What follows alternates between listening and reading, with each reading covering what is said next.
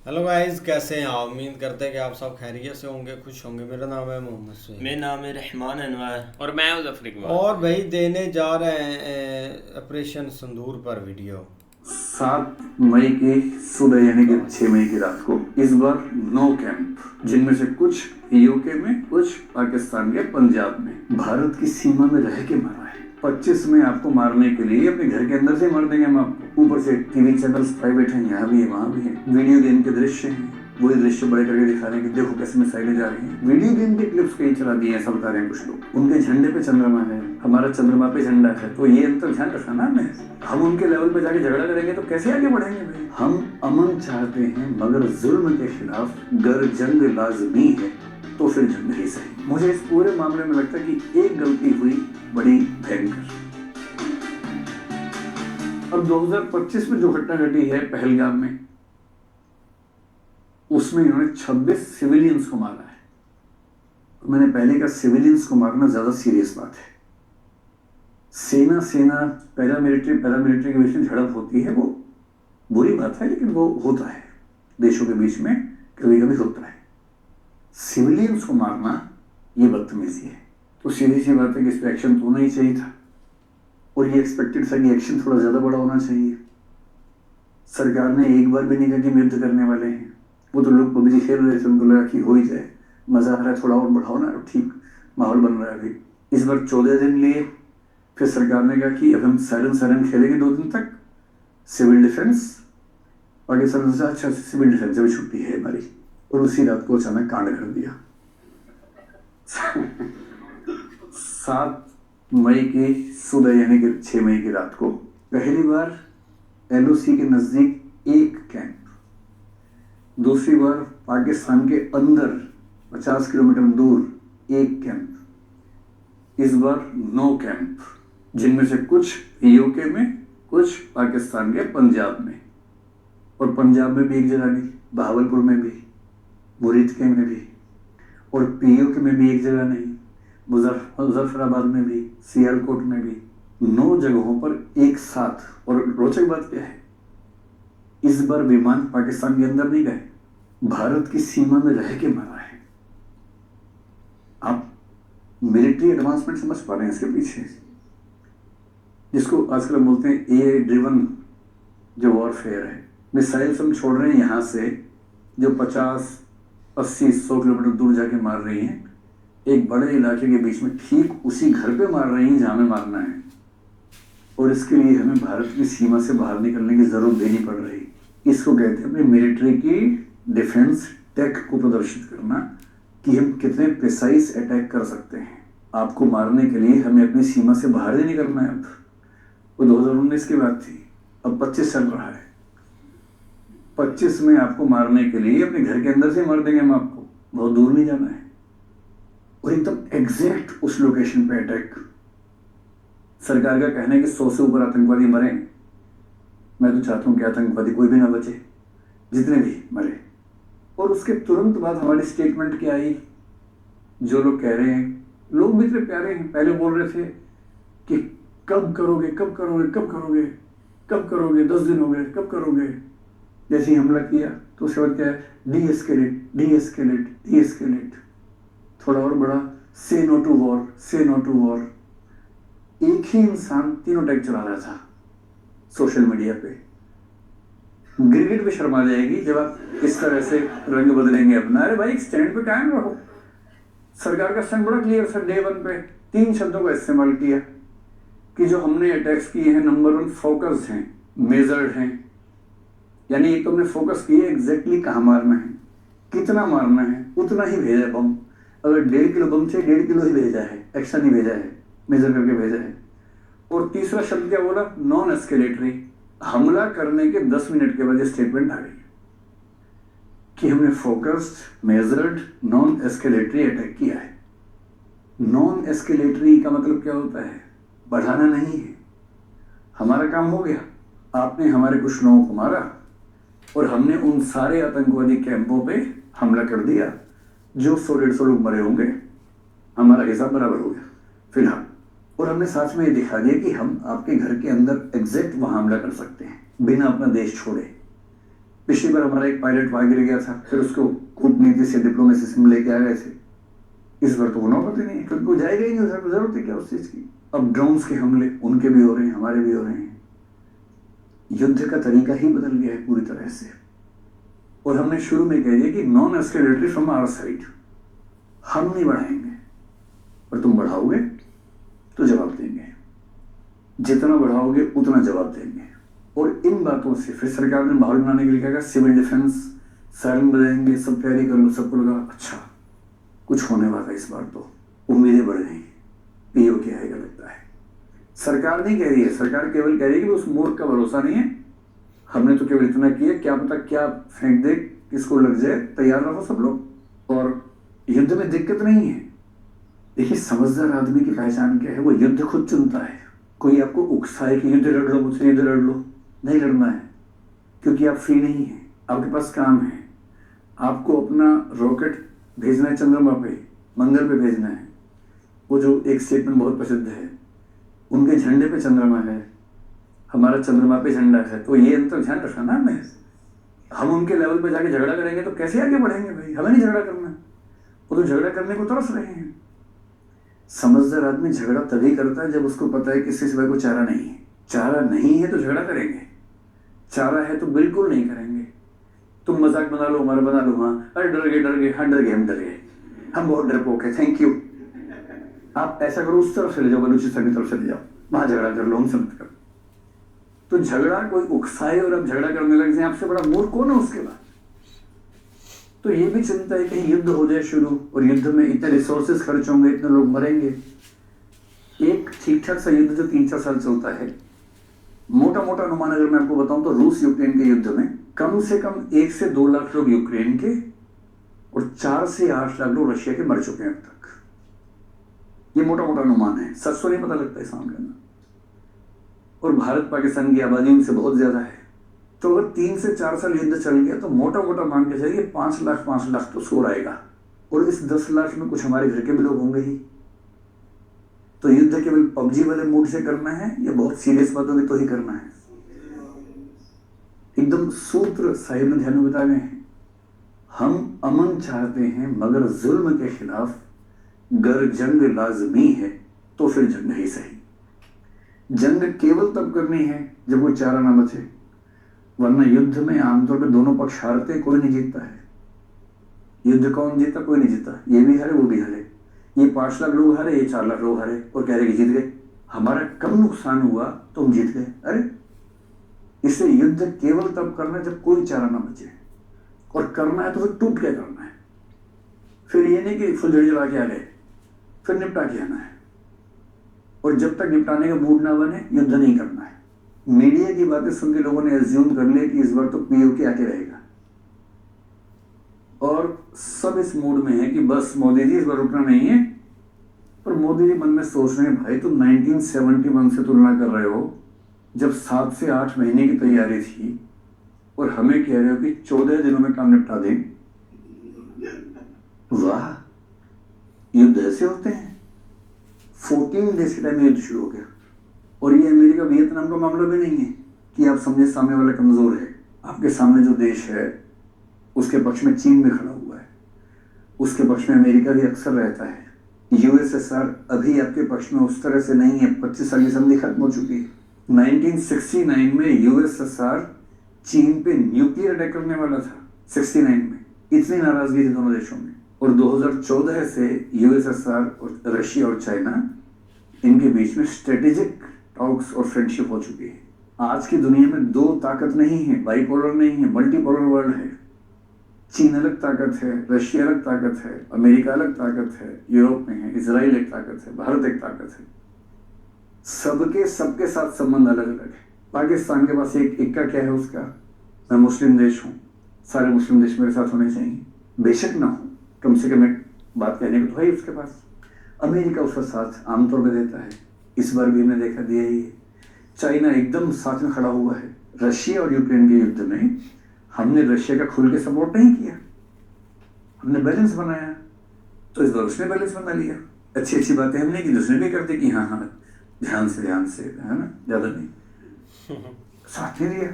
Israel ठीक ठाक साथ दे रहे पर उसके उतनी जरूरत नहीं है, कितना वहां से क्या होगा। और यदि आप सोचते हैं कि पाकिस्तान छोटा सा देश है, हम मार देंगे, खाली कर देंगे, बर्बाद करके आ जाएंगे, दरअसल आप ये कह रहे हैं कि हम पाकिस्तान के साथ साथ चीन को भी और जरूरत पड़ी अमेरिका को मार देंगे। इतनी मासूमियत अच्छी नहीं है अंतर्राष्ट्रीय संबंधों में। इंटरनेशनल रिलेशंस में आपको हजार तथ्य देखने पड़ते हैं, अपनी ताकत, सामने वाले की ताकत। और फिर अगर हम लड़ने लग गए, रूस यूक्रेन 3.5 साल से युद्ध खत्म नहीं कर पा रहे, अमेरिका वियतनाम 20 साल युद्ध चला था, और अगर भारत पाकिस्तान का युद्ध चलता रहे 5 साल 10 साल, इससे दुनिया में किसको क्या होगा पता नहीं, और सबसे भारी नुकसान हमारा ही होगा। क्यों? क्योंकि हमें वो पैसा खर्च करना था तकनीक में, शिक्षा में, स्वास्थ्य में, हर तरह के डेवलपमेंट में, और यदि वो सारा पैसा और बहुत सारे ह्यूमन रिसोर्सेज युद्ध में ही खत्म हो गए तो ये समझदारी वाली बात थोड़ी है। और युद्ध जब भी होता है एक लंबी तैयारी के बाद होता है, 6 महीने, 8 महीने, 9 महीने की प्लानिंग होती है। इसलिए जो मैं आपको समझाना चाह रहा हूं, अगर आपके मन में भी ऐसा भाव है कि पता नहीं क्या हुआ, तो सीधी सी बात समझ लीजिए कि हमने इस ऑपरेशन में जो पर्पस रखा था हमने उसको हासिल कर। हमारा क्या पर्पस था कि जहां से इनकी ट्रेनिंग हुई थी उस पर हमला का निर्णय कर दिया, हमला उसके अंदर जाके हमला किया, 9 स्थानों पे हमला किया, बहुत प्रिसाइज किया, हमारी मिलिट्री टेक्नोलॉजी कितनी बेहतर सबको दिख गया।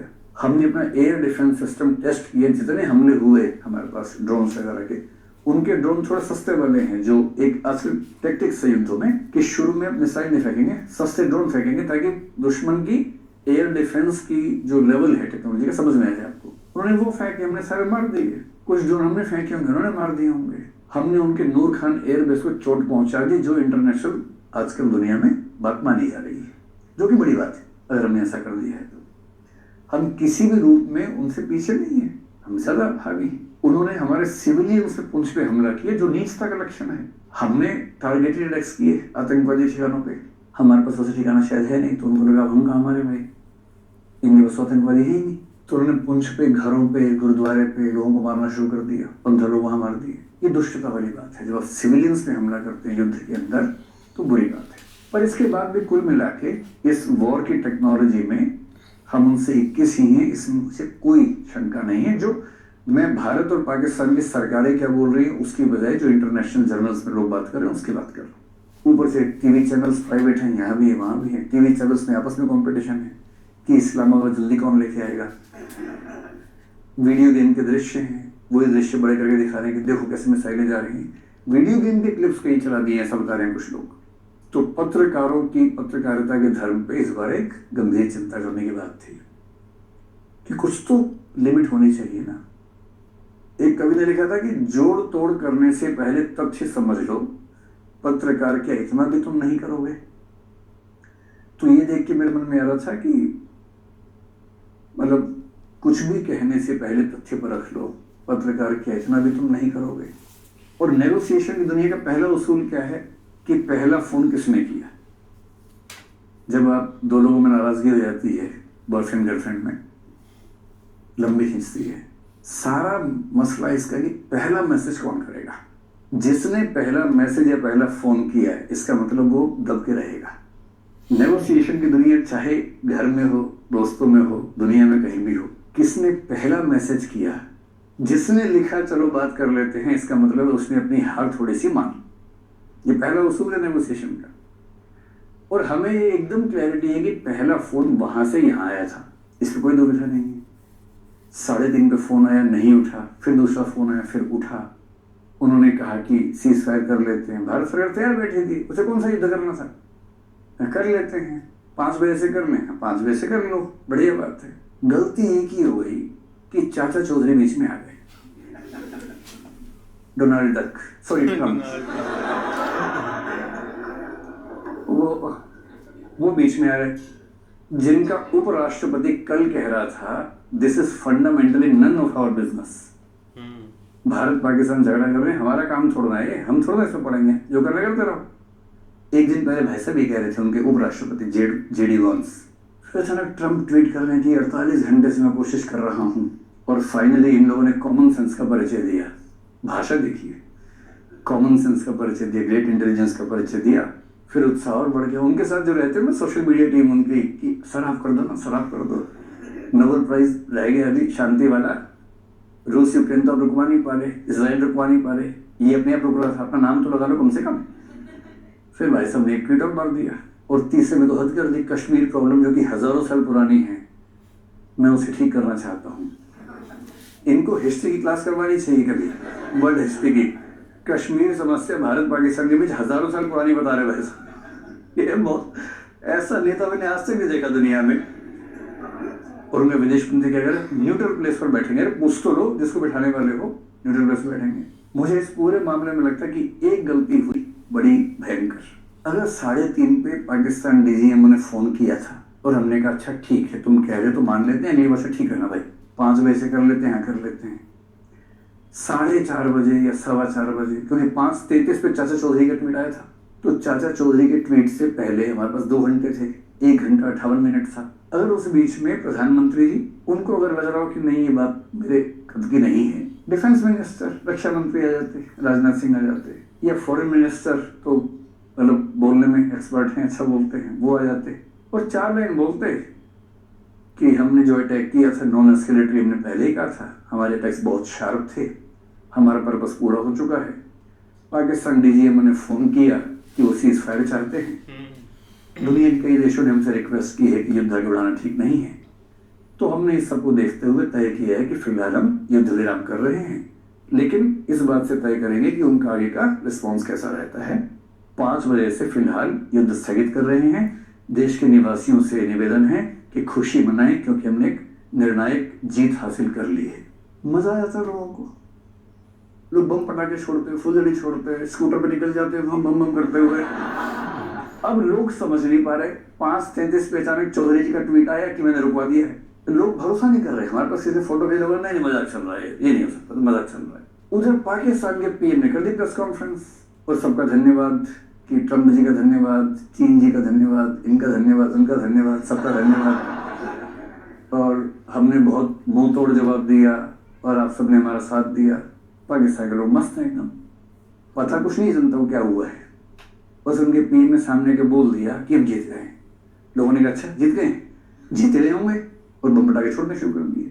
तो ये है कि नैरेटिव वाले वॉर में शायद हम थोड़ा सा कमजोर रहे। इसलिए कल को अगर आप आईएएस बने और आपके रक्षा मंत्री या सूचना मंत्री रहते हुए युद्ध हो, तो नैरेटिव के युद्ध में अगली बार थोड़ा और मजबूत रहना है, और जनता को खुश होने का मौका मिलना चाहिए ना भाई। जब आप हर मामले में 21 थे, 1 घंटा देरी करने की वजह से फिर आप डीजीएमओ से करवा रहे प्रेस कॉन्फ्रेंस। उस समय तो प्रेस कॉन्फ्रेंस होनी चाहिए किसी टॉप लीडर के माध्यम से, जिस पे जनता भरोसा करती है। इतना सा चेंज होता तो मेरा ख्याल है कि मामला बहुत बेहतर होता। मैं तो खैर अभी भी खुश हूँ, मुझे उन छोटी खुशियों से बहुत उम्मीद नहीं होती। आप भी यूपीएससी के लिए पढ़ते हैं, आप भी इन बातों को समझते हैं, लेकिन आम आदमी को चाहिए होता है इमोशनल सेटिस्फेक्शन कि हमारे पीएम ने या रक्षा मंत्री या विदेश मंत्री ने सामने आके कहा कि हम जीत गए हैं, तो हम जीत गए हैं। और पीओ के तो देशों का इतिहास कुछ दिनों का छोड़ना होता है, जैसे हमारा इतिहास 70-80 साल का होता है, देशों का हजारों सालों का होता है। 1971 में एक मौका आया था, कभी और भी आएगा, जब आएगा ले लेंगे। तब तक बलूचिस्तान वैसे घोषणा कर ही चुका है कुछ दिन पहले। चल रहे हैं, सबके अपने अपने युद्ध हैं, वो भी लड़ेंगे, हम भी लड़ेंगे। बाकी यार बहुत कमाल की वीडियो थी, और एक सर तो भाई एक कमाल के बंदे हैं। अब देखो ना, एक मोटी मोटी बात है कि एक जंग किसी चीज़ का हल नहीं है, लेकिन कुछ छोटी छोटी खुशियाँ होती हैं हमारे नॉर्मल बंदों की कि कुछ ना कुछ एक सीन चलता रहे, लेकिन जंग से कुछ किसी ने नहीं हासिल किया। अब सही बात है, अगर इधर से कुछ होता है तो भाई उधर भी नुकसान ज़रूर होगा, और उस चीज़ का कोई फ़ायदा नहीं है। अब देखो ना, ठीक है पाकिस्तान ने भी एक चीज़ तो की है, अब इनको भी थोड़ा बहुत नुकसान हुआ है, पैसे भाई इन्होंने आईएमएफ से लिए। अब वही पहले भी आईएमएफ से ये पैसे लेते थे और भाई ये खा पी जाते थे, क्योंकि पहले तो एक मीडिया इधर सारा एक पेड मीडिया है, तो भाई कुछ उनको खिलाना, बाकी आप भी कुछ एक खाना, तो वो एक इनकी एक्टिविटी एक चलती रहती थी। लेकिन इस दफ़ा थोड़ा सा एक अलग सीन हुआ है। अब दुराने भाई जंग इन्होंने एक लोन तो अप्रूवल करवा लिया था, लेकिन वो सारा पैसा इन्होंने भाई कुछ चाइना को दे दिया, कुछ और कंट्रियों को दे दिया जो इसके भाई पक्ष में एक खड़े हुए थे। बाकी अगर इंडिया की बात करें तो इंडिया ने जितना भाई इसमें पैसा लगाया है, तो अगर वही एक डेवलपमेंट पर लगाते या एक किसी और सिस्टम पर लगाते तो एक फ़ायदा होता। अब 5-6 दिन भाई ये दोनों साइडों से एक आंखें निकालते रहे और एकदम से भाई शांत हो गया। वो सर ने मिसाल ज़रूर दी है एक अच्छी के गर्लफ्रेंड और बॉयफ्रेंड जो पहले मैसेज करेगा वो थोड़ा सा एक मतलब के दब कर रहेगा कि आपने मैसेज कर दिया। और वही एक बात हुई, पाकिस्तान ने भाई इधर से बोला कि चलो एक सीज़ फायर कर लें, और इंडिया पहले भाई रेडी बैठा था कि चलो सीज़ फायर एक हो जाए। लेकिन इस चीज़ का भाई कोई हाल नहीं है, ख़ास करके ये हमारी दोनों एक कंट्रियों को, हमें तो भाई इसकी चीज़ की ज़रूरत ही नहीं है। बाकी जो हमारा एक सिस्टम है वो इस चीज़ पर ज़रूर चलता है कि हमने कुछ ना कुछ एक ज़रूर एक करता रहना है, जिससे जिससे हमारा एक भाई थोड़ा बहुत एक रोज़ी रोटी एक चलती रहे। चाहे वो एक हमारा बलूचिस्तान के साथ मामला छिड़ता रहे, चाहे अफ़गानिस्तान के साथ छिड़ता रहे, तो वो एक्टिविटी भाई इधर पाकिस्तान में कभी नहीं रुकेगी। हाँ, इंडिया इस चीज़ से ज़रूर एक उभरा है और वो भाई दिन ब दिन इस चीज़ से निकलते जा रहे हैं। अब जो भी उन्होंने ऑपरेशन सिंदूर में टारगेट किया है ना, वो भाई उधर एक बैठ कर किए, उनको ज़रूरत भी नहीं पड़ी कि इधर वो एंट्री करें या कुछ सीन और करें। और पाकिस्तान का इतना कमज़ोर सिस्टम था कि भाई ये कुछ चीज़ नहीं मतलब कि रोक सके। अब इनको काफ़ी एक डर है आगे एक फ्यूचर का ना, कि हम एक क्या करेंगे अगर सीन कुछ और बढ़ता है तो। बिल्कुल यार, एक विकास सर की बात करें ना तो भाई वो एक बहुत सीनियर टीचर भी हैं और एक एक्सप्लेन भी एक अच्छे से ही करते हैं।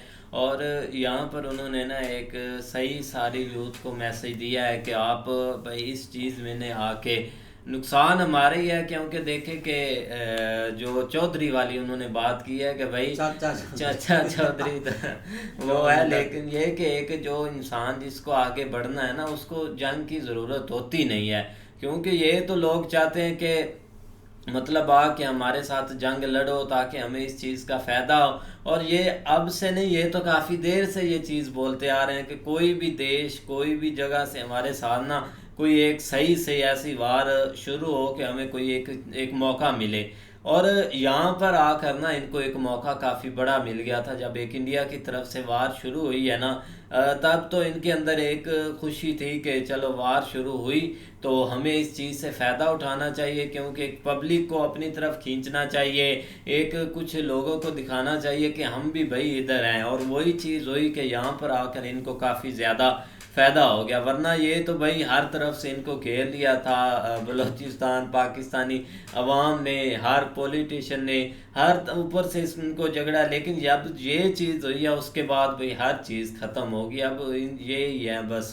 लेकिन दूसरी तरफ इंडिया को इस चीज़ की ज़रूरत ही नहीं है भाई एक जंग करने की, क्योंकि सर ने भी यही समझाया कि भाई जब भाई देखा जाए कि अब नहीं गुजारा तो तब एक बार अगले को ज़रूर रिस्पॉन्स करना चाहिए, लेकिन आपके पास कोई चारा है तो फिर आप इस चीज़ की तरफ ना जाएं। और इस बार इंडिया के पास कोई चारा बचा ही नहीं था कि पब्लिक भी काफ़ी ज़्यादा भाई एक गुस्से में आ गई थी, सब गुस्से में थे, तो इसीलिए गवर्नमेंट को कोई ना एक एक्शन लेना पड़ा। बाकी आगे एक जो हुआ है ना दोनों के अंदर भाई सीज़ फायर, वो वाकई सर की बात ठीक है कि उससे पहले आकर ना कोई भी मिनिस्टर आकर अगर स्पीच दे देता इंडिया की तरफ से तो फिर भाई इनके ये जो जितने बयानिए बना रहे हैं ना भाई ये ख़त्म होते। लेकिन ट्रंप ने आकर ट्वीट की और हर चीज़ भाई वही एक साइड लाइन। नहीं ऐसे ही है, हम भाई पहले दिन से ये चीज़ कह रहे हैं कि थोड़ा सा इस दफ़ा जो मतलब टारगेट अचीव होने थे वो सारे कुछ हो गए, एक सारा इधर से कॉल भी चली गई, हम जो है ना वो मतलब सीज़ फायर हम चाहते हैं, ये सारी चीज़ें हो गई। लेकिन उसको एक उस हिसाब से लोगों के सामने नहीं रखा गया, उस हिसाब से एक मीडिया मैनेजमेंट नहीं की गई। ये नैरेटिव वाली जो बात हर एक बंदा उधर भी कह रहा है ना वो यही सेम टू सेम है कि वो थोड़ी सी अगर एक बेहतर तरीके से हो जाती तो ये जो चीज़ें अब इधर एक जो है ना वो वार जीतने की खुशियाँ मनाई जा रही हैं वो थोड़ा सा कम होती, लेकिन कोई नहीं। बहरहाल सबसे बड़ी बात यही है कि भाई जो अचीव करना था ना वो इंडिया ने किया है, और अब जो मर्ज़ी कह लें उन्होंने अपने हिसाब से एक मैसेज भी अच्छा दिया है कि अगर आप नेक्स्ट कोई इस तरह की एक्टिविटी करेंगे तो आपको इसी तरह ही रिस्पॉन्ड किया जाएगा। बाकी सर ने एक ठीक है ऊंच नीच सारी बताई है, क्योंकि वो समझदार है, उनको पता है कि किस तरह एक जो ना वो कंट्रीज़ के अंदर चीज़ें चलती हैं। लेकिन अच्छी वीडियो थी उनकी। बाकी यार देखते हैं नेक्स्ट वीडियो में, तब तक के लिए गुड बाय, टेक केयर।